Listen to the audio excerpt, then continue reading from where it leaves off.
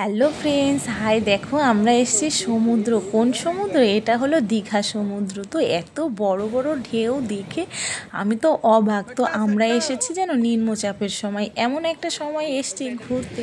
তো এদিকে বৃষ্টি চলছে না, মজা করে আনন্দ করতে পারছি সমুদ্রে ভিজে ভিজে। এদিকে শীত, প্রচণ্ড ঠান্ডা, বুঝতেই পারছো ডিসেম্বর মাস, এই এত ঠান্ডার মধ্যে এসেছি দীঘা। তার মধ্যে বৃষ্টি, নিম্নচাপ, মানে ভালো করে ঘুরতে ফিরতে পারছি না। যদিও এই ফার্স্ট টাইম এলাম, তবুও বোরিং লাগছিল। তো আমরা চলে যাচ্ছি ঘুরে টুরে। তো দেখো স্নানের দিকে, দুদিন পর রোদ উঠেছে। তো আমরা সমুদ্রের দিকে যাচ্ছি স্নান করব বলে। তো দেখো ভিজে ভিজে তো স্নান করলে বাচ্চা কাচ্চা নিয়ে ঠান্ডা লেগে যাবে। তো আমরা এখন স্নানের দিকে চলছি। এত রোদ্দুরের তাপ, নিম্নচাপ কেটে গিয়ে তো এখন বেলা বাজে 9:30। 9:30টার সময় সমুদ্রের ভিড় দেখে আমি তো অবাক হয়ে গেছি। এ কি হচ্ছে, এ কি ব্যাপার দেখে আমি তো ভীষণই অবাক। আমার বরকে বলছি, এ কোথায় নিয়ে এলে আমাকে, এত সুন্দর জায়গা তো আমি কখনো অনুভূতি করিনি যে এত সুন্দর দীঘা। দীঘা সুন্দরী বলে সবাই, সত্যি দীঘার অপূর্ব সুন্দরী একটা রূপ রয়েছে। তো যা আমার ভাবনার বাইরে ছিল।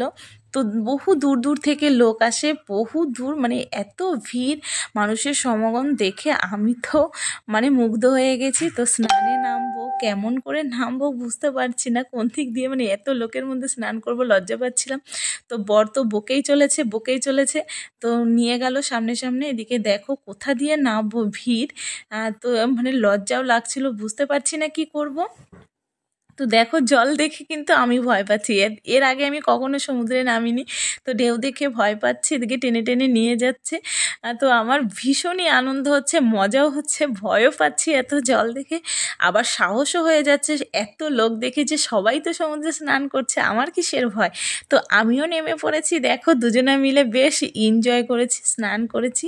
বাচ্চাদেরকে আগে স্নান করে উঠিয়ে নিয়েছি। তো বেশ বড় বড় ঢেউ আসছে।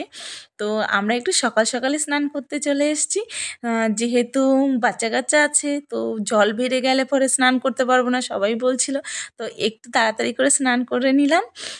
তো এখন বেলা এত রোদ্দুরের তাপ, 9:30 10টা বাজে। তো মানে ভাবতে পারছি না।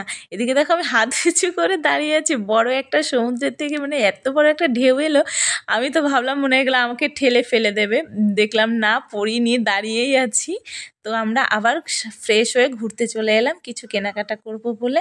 তো এখানে এসেছি, কিছু স্মৃতি না নিয়ে গেলে হয়। তো আমি নিয়ে নেবো একটা। দেখো এখানে এক মাসি বসেছে।